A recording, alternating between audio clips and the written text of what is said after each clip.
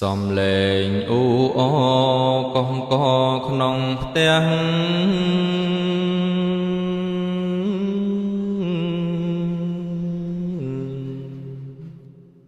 តែចិត្ត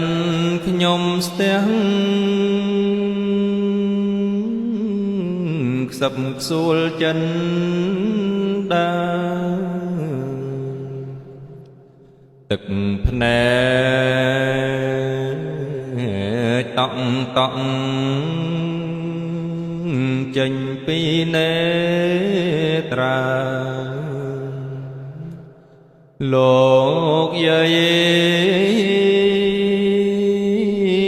មរណា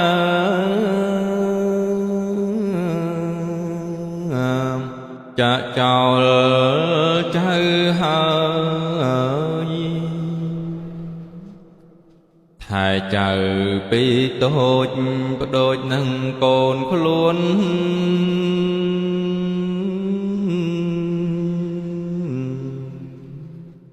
ថែចៅមាសស្ងួនឥតបីកន់តើយស្រឡាញ់ថ្នាក់ថ្នមមិនអោយឃ្លាតឡើយ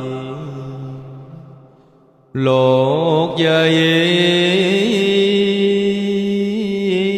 ចៅអើយលែងបានជួបមុខរន្ធត់ចិនដាក្តាក្របបងហើ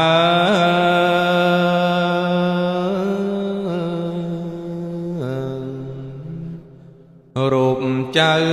ស្ទុះអោបសោយសោកទួញទុក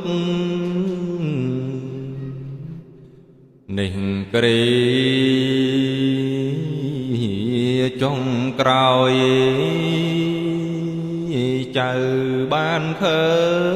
ញមុខតទៅ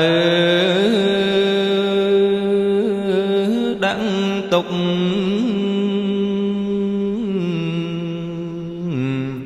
លែងបានប៉ះកាយសំឡឹងគេឯងនៅមានលោកយាយ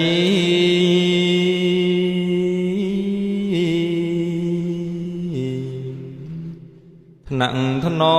មចេស្ដី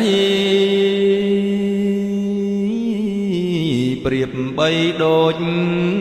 ម្ដាយតែខ្ញុំអស់ហើយ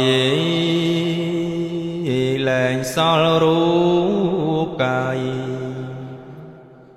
យំអោបអ្នកម្ដាយសំឡឹងរូបផត